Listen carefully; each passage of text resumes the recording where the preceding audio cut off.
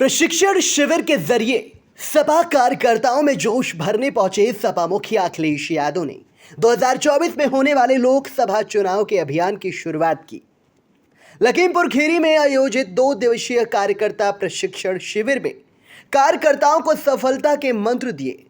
प्रशिक्षण शिविर के समापन अवसर पर मंगलवार को लोक जागरण यात्रा का शुभारंभ करते हुए पूर्व मुख्यमंत्री अखिलेश यादव मीडिया से मुखातिब हुए। इस दौरान लोक जागरण सम्मेलन, लोक प्रशिक्षण शिविर, लोक जागरण यात्रा आदि की उपयोगिता बताते हुए कहा कि ये यात्रा अब रुकेगी नहीं। समाजवादी पार्टी की कोशिश होगी कि ये कार्यक्रम पूरे प्रदेश में चलाया जाए, जिससे आने वाले समय में जो चुनौतियां देश, प्रदेश और समाज के सामने हैं, उन चुनौतियों के बारे में पार्टी के कार्यकर्ता गांव-गांव जाए और जनता तक पहुंचाने का काम करें। भारतीय जनता पार्टी को निशाने पर लेते हुए वह क्या बोले, आइए पहले उससे सुन लेते हैं। साथियों का धन्यवाद देना चाहता हूं। माइक नीचे रखिए यार। इसी बस में हम लोग 22 में मिले थे। 22 के बाद ये बस रुकेगी नहीं।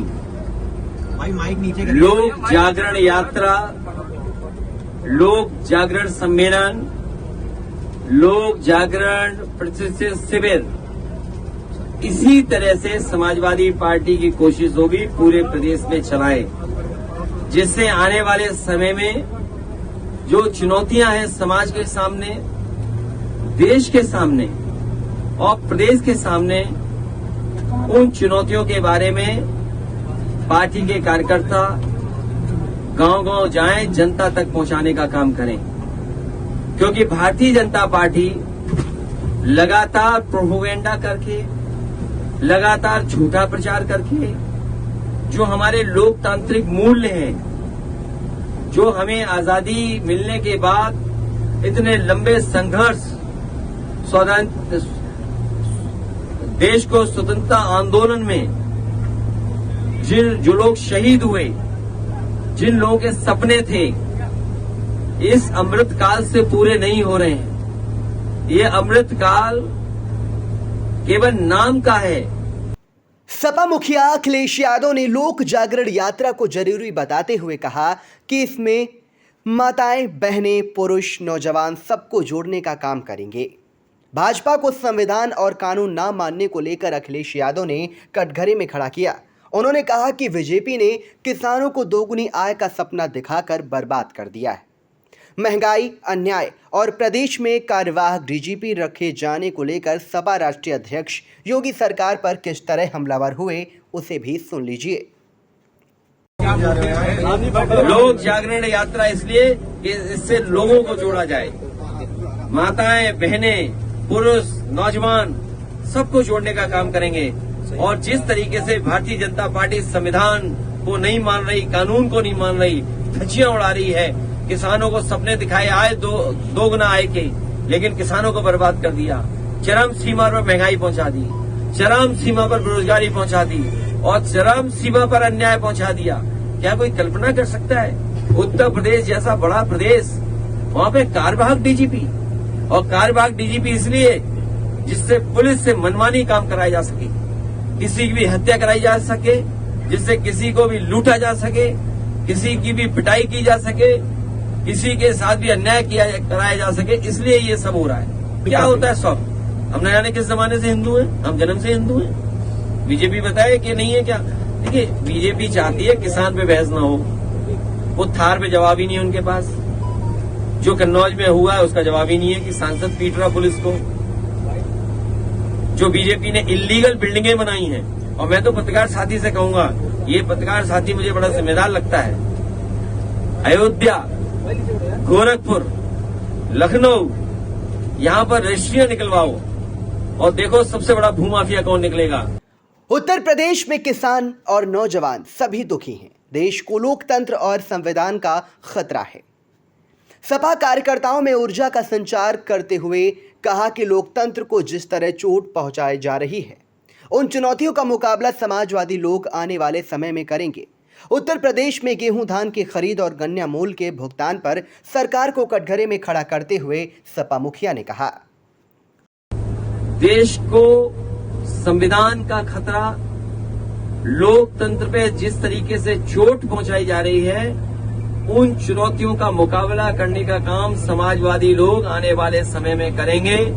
किसान दुखी है, किसान बर्बाद हो गया। उत्तर प्रदेश में गेहूं की खरीद नहीं हुई, धान में किसान बर्बाद हुआ, गन्ने का अभी तक सरकार भुगतान नहीं कर पाई है। जब कभी सरकार से पूछो कि बकाया है तो वो अपना भुगतान का आंकड़ा लेकर के आती है, लेकिन इसी जिले में लखीमपुर में पिछले 1 साल से किसान दर दर भटक रहा है, लेकिन अभी भी उसका गन्ने का भुगतान नहीं हुआ है। क्या ये बीजेपी की साठगांठ नहीं है?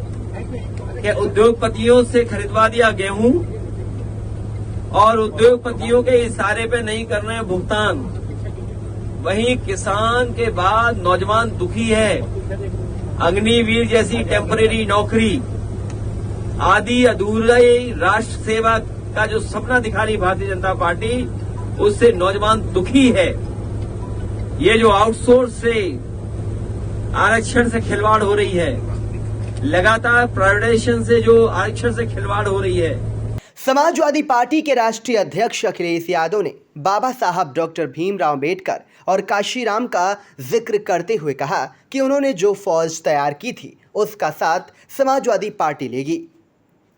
समाजवादी विचारधारा से जोड़े जाने का जिक्र करते हुए वह क्या बोले, उसे भी सुन लीजिए।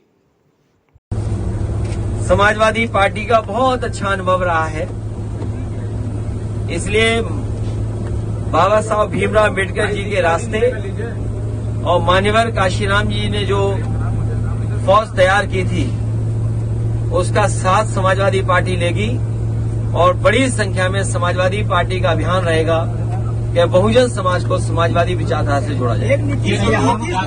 जातिगत जनगणना और सामाजिक न्याय के मुद्दे पर भी सपा मुखिया अखिलेश यादव ने मजबूती से बात रखी।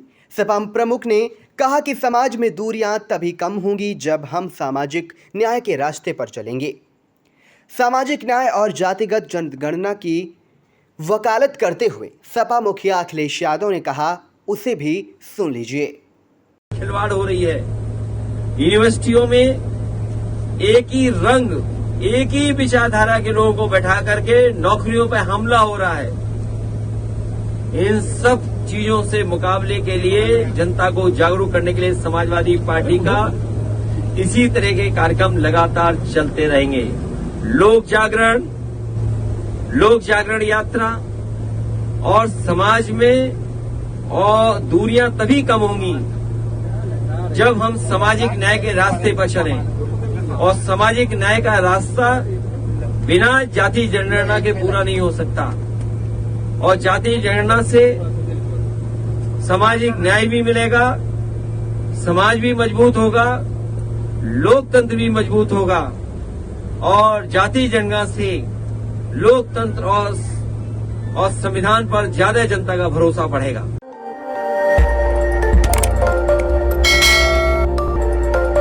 खबर आपकी, नजर हमारी। देखते रहिए आई इंडिया।